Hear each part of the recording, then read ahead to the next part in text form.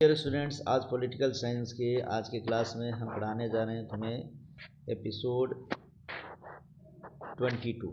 याद रखेंगे, इसका हमारा एपिसोड रहेगा एपिसोड 22। 21 एपिसोड मैं बता दिया हूँ, उसको देख लोगे। 22वां एपिसोड जिसमें मैं तुम्हें बताने जा रहा हूँ मुख्यमंत्री के बारे में। ध्यान से समझेंगे बच्चे। अनुच्छेद 163, 164 और 167, ये 3 अनुच्छेद ऐसे हैं जो मुख्य तौर पर मुख्यमंत्री के बारे में बताता है और बोलते हैं कि अनुच्छेद 163 के अनुसार के तहत भारत के प्रत्येक राज्य में मंत्रिपरिषद का मुखिया मुख्यमंत्री होगा और वह राज्यपाल को सलाह और मदद देगा।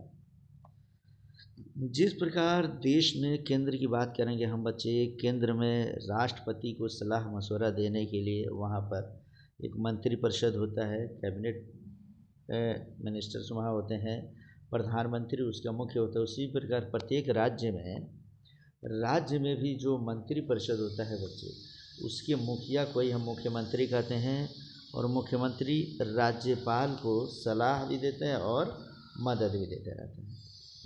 नेक्स्ट इसका अनुच्छेद कहता है कि अनुच्छेद 64 के तहत 164 के मुताबिक मुख्यमंत्री की नियुक्ति राज्यपाल करता है। काफ़ी इम्पोर्टेंट, याद रखेंगे।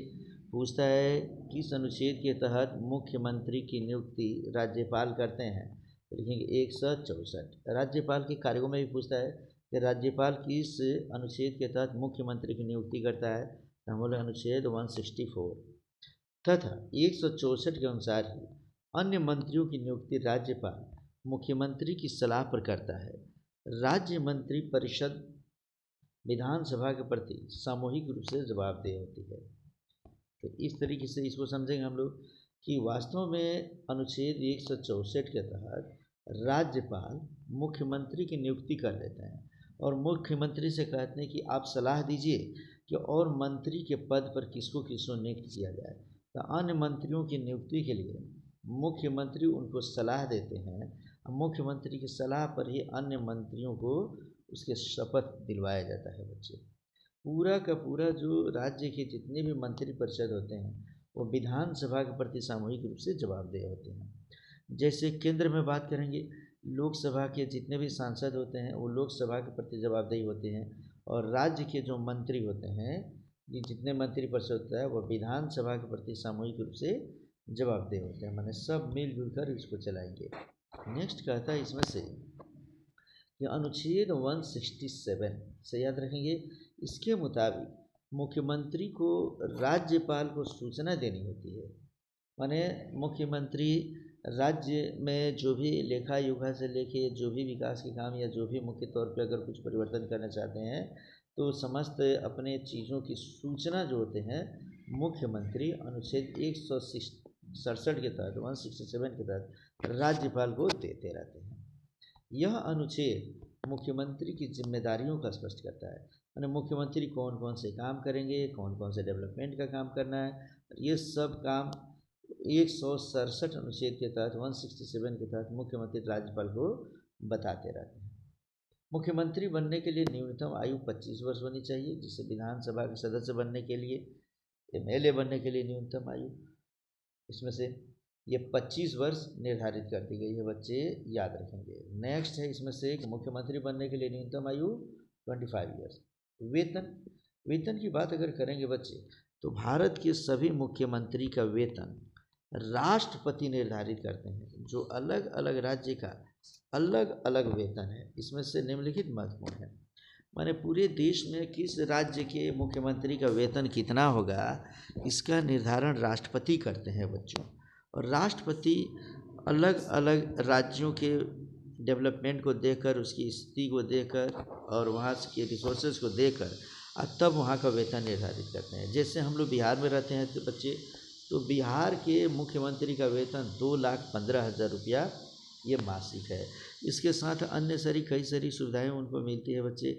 यातायात की सुविधा मिलती है, चिकित्सा की सुविधा मिलती है, उनको परिवहन भत्ता मिलता है, उनको बिजली का भत्ता मिलता है, आवास भत्ता उनको मिलता है, क्षेत्र की डेवलपमेंट का भत्ता मिलता है। लेकिन मुख्य वेतन अगर बात करेंगे तो 2,15,000 यहीं पश्चिम बंगाल के मुख्यमंत्री का वेतन 2,10,000 रुपया है बच्चे।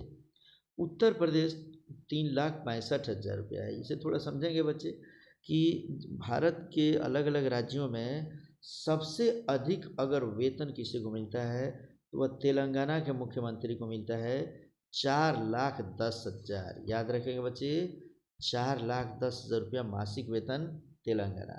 दूसरे नंबर पे सर्वाधिक दूसरा वेतन जो मिलता है वह है दिल्ली के मुख्यमंत्री को, जिनका वेतन है 3,90,000 रुपया मासिक। और इसमें तीसरे नंबर पे आते हैं उत्तर प्रदेश।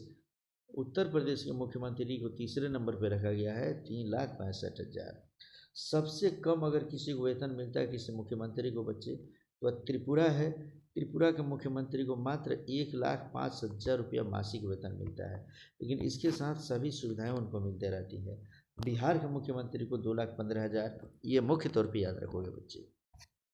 अब हम बात करेंगे मुख्यमंत्री के बारे में फिर से कि मुख्यमंत्री राज्य सरकार का निर्वाचित मुखिया होता है। माने इनको निर्वाचन किया जाता है, जनता इसको चुनती है। तो पूरे राज्य में जो सबसे बड़ा जो मुखिया होता है उसे ही मुख्यमंत्री कहते हैं। विधानसभा चुनाव में अर्थात एमएलए के चुनाव में सबसे ज़्यादा वोट पाने वाले पार्टी के नेता को मुख्यमंत्री बनाया जाता है। अर्थात जो विधानसभा एमएलए के चुनाव में सबसे ज़्यादा वोट पाने वाली पार्टी होगी उसी के नेता को मुख्यमंत्री बनाएंगे बच्चों। मुख्यमंत्री के बारे में ज़रूरी बातें जान लो कि मुख्यमंत्री की नियुक्ति राज्यपाल करता है। क्वेश्चन बनता है जैसे मुख्यमंत्री, जैसे किसी राज्य में चुनाव होता है बच्चे, और उस चुनाव में यदि बहुमत दल का नेता किसी को चुन लिया जाए तो उसे राज्यपाल अपने यहाँ बुलाते हैं और वही उसको नियुक्त करते हैं। मुख्यमंत्री राज्य सरकार के मंत्री परिषद का नेतृत्व करता है। याद रखेंगे, प्रधानमंत्री केंद्र सरकार में काम करते हैं और मुख्यमंत्री राज्य सरकार में। ये मंत्री परिषद का टोटल नेतृत्व यही करेंगे कि मंत्री परिषद में कौन कौन रहेगा, कौन नहीं रहेगा, किसको हटाया जाए, किसको जोड़ा जाए, इसकी मुख्य जिम्मेदारी इन्हीं को है बच्चे। मुख्यमंत्री राज्य के वित्तीय मामलों के महत्वपूर्ण फैसले लेते हैं। राज्य का वित्तीय मामले जो भी देखना होता है बच्चों वह मुख्यमंत्री ही देखते हैं। वित्तीय मामले का मतलब तो रुपया पैसा कहाँ से लाया जाए, कहाँ खर्च किया जाए, कैसे बचाया जाए, कैसे भारत के सभी, बिहार के या सभी राज्य, अपने राज्य के लोगों का आर्थिक स्थिति ठीक किया जाए, यह मुख्यमंत्री देखते हैं। मुख्यमंत्री राज्य के कानून और नीतियों का निर्माण करते हैं। याद रखेंगे, मुख्य तौर पे कानून और नीति का निर्धारण हमारे केंद्र में होता है बच्चे, वो संविधान सभा के द्वारा। लेकिन उसी संविधान सभा के द्वारा राज्य को भी कुछ शक्तियाँ दे दी गई है जिसके तहत कानून और नीति का निर्माण राज्य सरकार करती है।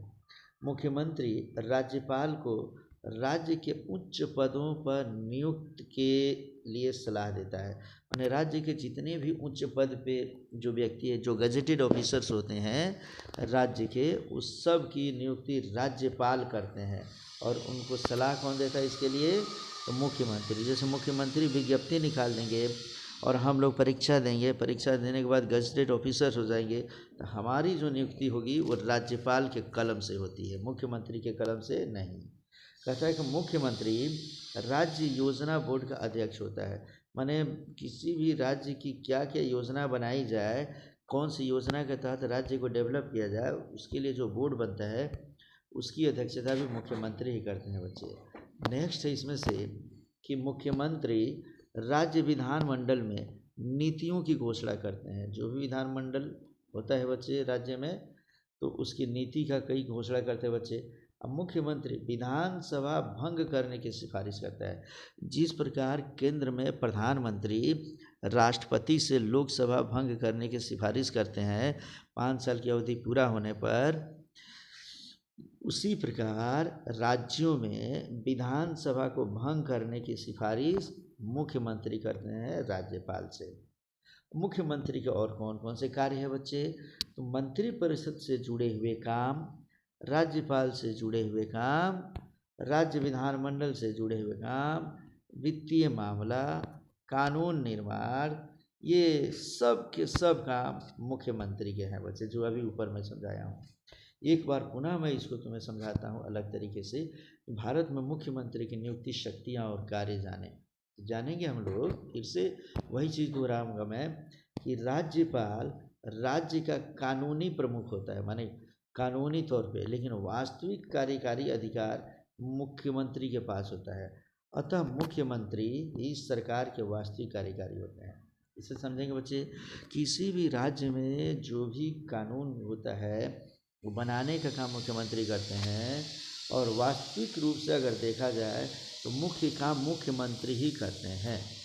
लेकिन कानूनी तौर पे अगर किसी को परेशानी हो तो कानूनी तौर पे जो प्रमुख माना जाता है राज्य में, वह माना जाता है राज्यपाल। संविधान के अनुच्छेद 164 में कहा गया है कि मुख्यमंत्री की नियुक्ति राज्यपाल द्वारा की जाएगी। अभी ऊपर पढ़ाया हूँ मैं, इस लेख के माध्यम से मुख्यमंत्री की नियुक्ति व उसकी शक्तियों को लेकर जानकारी दी गई है। 164 क्या था कि उनकी शक्ति क्या है, इसकी जानकारी दी गई बच्चे। नेक्स्ट हम दिए हुए इसमें मुख्यमंत्री की शक्तियों के बारे में किससे समझो, तो भारतीय संविधान के अनुच्छेद 370 के खत्म होने के बाद भारत में राज्यों की संख्या 28 हो गई है। अनुच्छेद 370 यह जम्मू कश्मीर के संविधान को माना जाता था बच्चे। जम्मू कश्मीर को अनुच्छेद 370 के तहत विशेष राज्य का दर्जा दिया गया था, लेकिन आर्टिकल 370 को ख़त्म कर दिया गया है अब। तो जम्मू कश्मीर राज्य से इसको केंद्र शासित प्रदेश बना दिया गया। जम्मू कश्मीर को एक हो गया जम्मू कश्मीर और दूसरा हो गया लद्दाख, ये दो ठो केंद्र शासित प्रदेश बना दिए गए। इससे संख्या हो गई अब 28। अब इस 28वां राज्य है, और जब अब केंद्र शासित प्रदेश की संख्या हो गई कितनी, 8। बच्चे, राज्य में राज्यपाल कानूनी प्रमुख होता है, लेकिन वास्तविक कार्यकारी अधिकार कौन होता है, मुख्यमंत्री के पास रहता है बच्चे। संविधान के अनुच्छेद 164 में इस बात का उल्लेख है कि राज्य में मुख्यमंत्री की नियुक्ति राज्यपाल द्वारा किया जाएगा। मैं क्वेश्चन लिख रहा हूँ, स्टार बना रहा हूँ, बार बार परीक्षा में पूछ रहा है। मैं कई बार अनुच्छेद 164 की बातें कर दिया कि मुख्यमंत्री की नियुक्ति कौन करता है, राज्यपाल करता है। किस अनुच्छेद के तहत, अनुच्छेद 164 के तहत। तो इसे याद रखोगे तुम। मुख्यमंत्री की नियुक्ति से संबंधित फिर से यही चीज़ इसमें बताया गया है बच्चे। एक बार और समझ लो कि हमारे संविधान में मुख्यमंत्री के रूप में नियुक्त होने की योग्यता के बारे में विशेष रूप से उल्लेख नहीं है। संविधान के अनुच्छेद 164 में प्रावधान है कि मुख्यमंत्री की नियुक्ति राज्यपाल द्वारा की जाएगी। हालांकि इसका मतलब यह नहीं कि राज्यपाल किसी को भी राज्य या केंद्र शासित प्रदेश का मुख्यमंत्री नियुक्त करने के लिए स्वतंत्र है। वास्तव में वहाँ जो चुनाव होता है एमएलए का, विधानसभा का, तो विधानसभा के चुनाव में जो बहुमत दल का नेता होता है, उसी बहुमत दल के नेता को राज्यपाल मुख्यमंत्री बनाने के लिए अपने यहाँ बुलाते हैं और उनको मुख्यमंत्री की शपथ भी दिलवाते हैं। तो इस तरीके से बच्चे हमने कई सारी चीज़ें पढ़ लिया। हम लास्ट पढ़ रहे हैं हम लोग कि सीएम की शक्तियों, सीएम माने चीफ मिनिस्टर, और कार्यों को निम्नलिखित शीर्षकों के अंतर्गत हम वर्गीकृत कर सकते हैं। मंत्रिपरिषद के संदर्भ में मुख्यमंत्री के निम्नलिखित कार्य हैं बच्चे, और अधिकार उनकी शक्ति है। जानो पहला कि राज्य मंत्रिमंडल के संबंध में मुख्यमंत्री की शक्तियाँ निम्नलिखित है। क्या, तो वह राज्यपाल को किसी भी व्यक्ति को मंत्री नियुक्त करने की सलाह देता है। मुख्यमंत्री जिसको सलाह देगा राज्यपाल के पास में कि इसको मंत्री बना देना है, तो राज्यपाल उसे ही मंत्री बनाएंगे। वह राज्यपाल को किसी व्यक्ति को मंत्री नियुक्त करने की सलाह देता है। सीएम की सलाह पर ही राज्यपाल मंत्रियों की नियुक्ति करते हैं। कई बार समझा दिया बच्चे। अगला क्या, मुख्यमंत्री का काम क्या है, तो मंत्रियों के बीच विभागों का आवंटन एवं फेरबदल। यदि मुख्यमंत्री चाहता है कि हम किसी एक को, हम ये कोई डिपार्टमेंट खाद्य विभाग दे दिए हैं, अगर मुख्यमंत्री चाहते हैं कि नहीं हम एक को हटा देंगे, इनको हम सुरक्षा संबंधी काम देंगे, इनको अलग काम दे देंगे, तो मुख्यमंत्री दे सकता है। तो विभागों का बंटवारा करना और विभागों का मंत्रिमंडल में एक किसी भी व्यक्ति का पद का फेरबदल कर देना, यह मुख्यमंत्री का काम है। मतभेद की स्थिति में वह मंत्री से इस्तीफा देने के लिए कह सकते हैं। और यदि विधानमंडल में कोई व्यक्ति अगर मुख्यमंत्री से मतभेद करता है या आपस में मतभेद होता है, तो मुख्यमंत्री उस मंत्री से कहते हैं कि आप इस्तीफा दे दीजिए, और उनके बात को मानना पड़ेगा उन्हें। कहता है कि सभी मंत्रियों की गतिविधियों को निर्देशित, मार्गदर्शन और नियंत्रित करना यह मुख्यमंत्री का काम है। मुख्यमंत्री अगर किसी व्यक्ति को मंत्री बना दे बच्चे, मानो किसी को स्वास्थ्य मंत्री बना देता है, किसी को मान लो कि शिक्षा मंत्री बना देता है, तो ये भी देखते रहता है कि वो कोई भी काम वो सही तरीके से कर रहा है कि नहीं। इसके लिए मुख्यमंत्री उन्हें निर्देशित करते हैं ऐसे काम करना है, उनका मार्गदर्शन भी करते हैं और उन पर नियंत्रण भी रखते हैं कि कहीं नियम कानून से हट कर ये कोई बात तो नहीं करना शुरू कर दिया। उस स्थिति में उस मंत्री से मुख्यमंत्री इस्तीफ़ा भी ले लेते हैं बच्चे, ठीक है। और अगला काम क्या, यदि मुख्यमंत्री की इस्तीफ़ा देता है तो पूरे मंत्रिमंडल को इस्तीफ़ा देना पड़ जाता है। अर्थात यदि कभी मुख्यमंत्री को इस्तीफ़ा देने की बात आ जाए तो मुख्यमंत्री के मंत्रिमंडल में जितने भी मंत्री होते हैं सबको इस्तीफ़ा देना पड़ जाता है बच्चे। इस तरीके से हमारा यह मुख्यमंत्री टॉपिक समाप्त हुआ। इसे पढ़ो, तैयार करो, फिर मिलेंगे अगले वीडियो में और वह हमारा वीडियो होगा एपिसोड 23 राज्यपाल के बारे में। तब तक इसे अध्ययन करो।